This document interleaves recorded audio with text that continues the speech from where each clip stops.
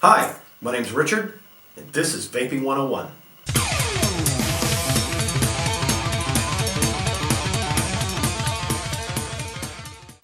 Thanks very much for joining me. I'd like to welcome you to episode 3 of Vaping 101, Classes in Session. In this episode, we're going to talk about the problem of a leaky sub-ohm tank and how you can easily correct that. Dilly. And secondly, we're going to take a look at this little mod right here. It's a tube mod from iJoy. It's the Saber100. Dilly. In episode 2, we took a look at the major components of the sub-ohm tank. They are the bottom ring, the glass, the coil, and the top ring.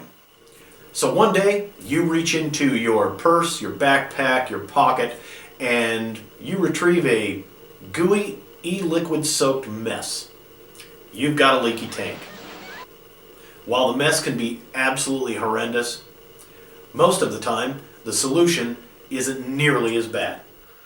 And just like anything else, whether it's your car, the plumbing in your house, or your sub-ohm tank, any place they fit together, there's a possibility that they can leak.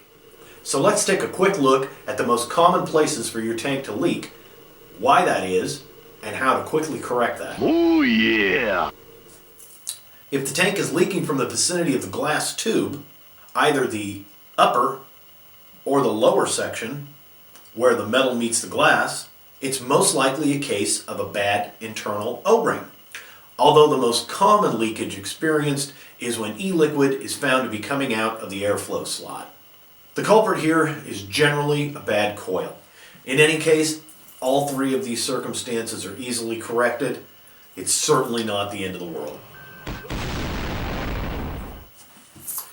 In 90%, maybe even more, maybe 95% of the cases that are involving a leaky tank, all that's really required is for you to tighten that thing up just a little bit.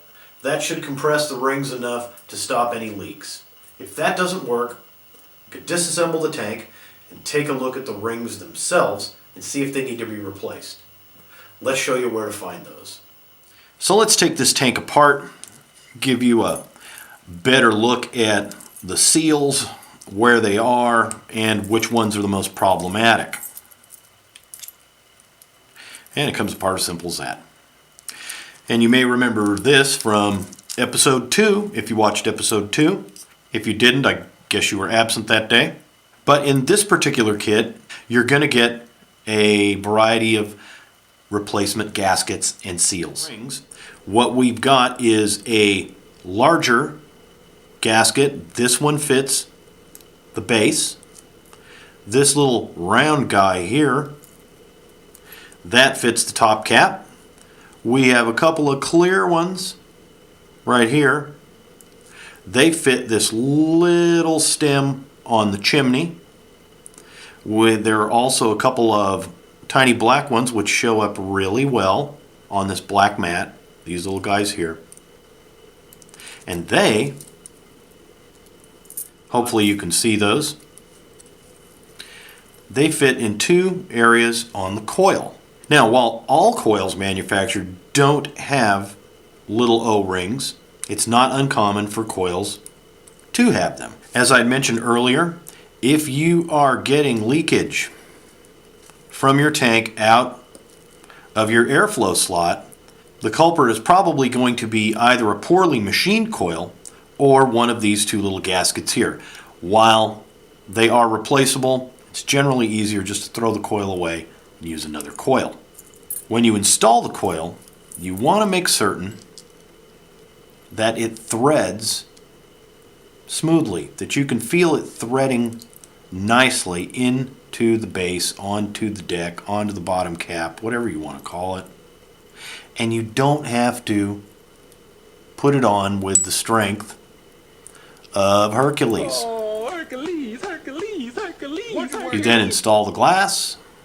I always kind of go back and forth, make sure it's seating properly. And then you thread the top cap onto the coil.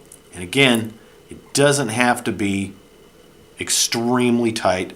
These little rubber gaskets will compress and create a good seal. And that is pretty much that. And knowing is half the battle. Now that we've all had a moment to collect ourselves after that informative and riveting demonstration, moving on.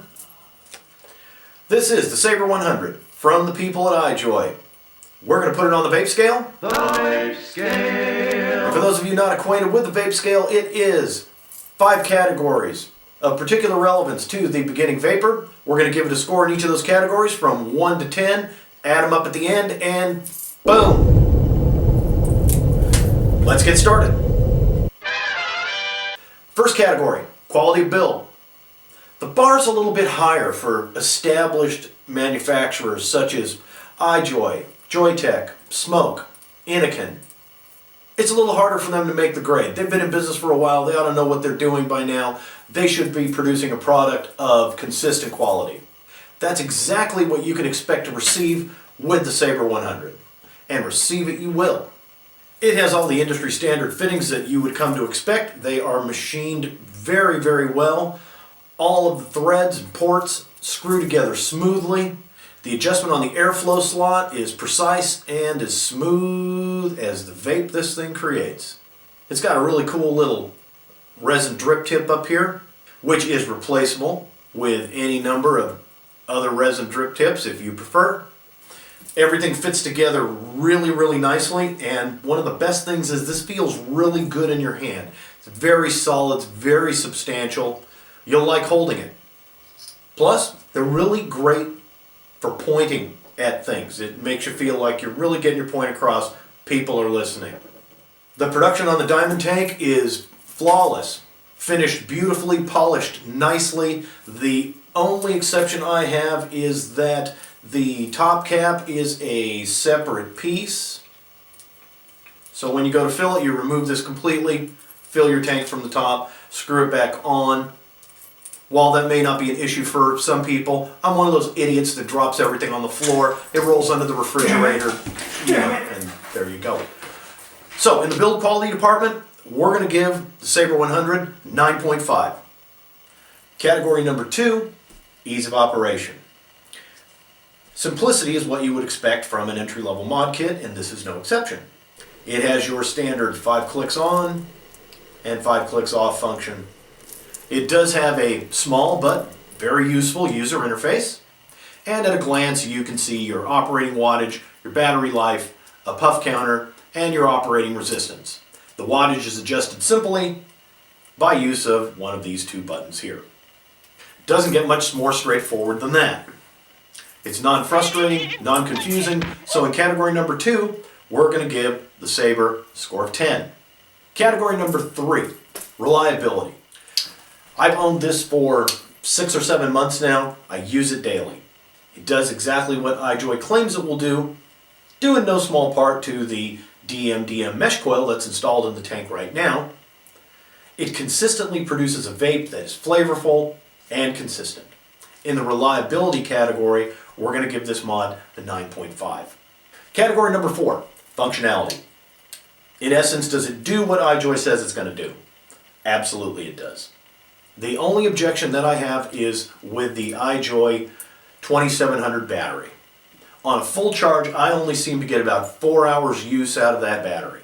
Using different mods that I own, with a smaller 18650 battery, my user duration is much longer, operating at the same wattage. So while I can't beat them up too much for that, in category number 4, we're going to give the Saber a 9.5. Which brings us to category 5, the all-important cost factor. Now I've looked around the internet and on eBay, and right now these things are selling from anywhere between $50 to $70. I got this one a little early on. I think I paid $63 for it. So as far as a tube mod goes, it is on the upper end of the cost scale. Since I purchased this and started using it, I never reflected on the cost of the mod. In all the time that I've had it, I still pick it up daily, and I don't feel that my level of experience or my requirements as a vapor have outgrown this mod. Therefore, in category number 5, I think I can honestly and confidently give the Saber 100 a score of 10.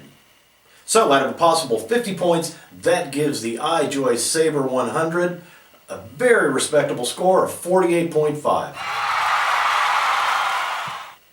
And I changed the coil in this tank a couple of minutes ago, and I want you guys to take a look at what I pulled out. Look at this roach right here. It's like vaping on a briquette, and the flavor that was coming off it was perfect. I mean, that's embarrassing. So all that remains is take a nice hit off this brand newly installed DMDM coil.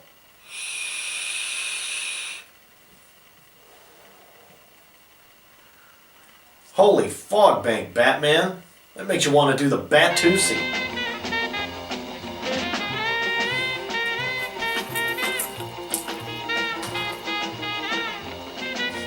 Thanks very much for watching. I hope you'll join me again. Please hit that subscribe button, and if you have any questions or comments, please leave them below, and I will be more than happy to answer them to the best of my ability. Thanks once again for watching. Class dismissed. See ya.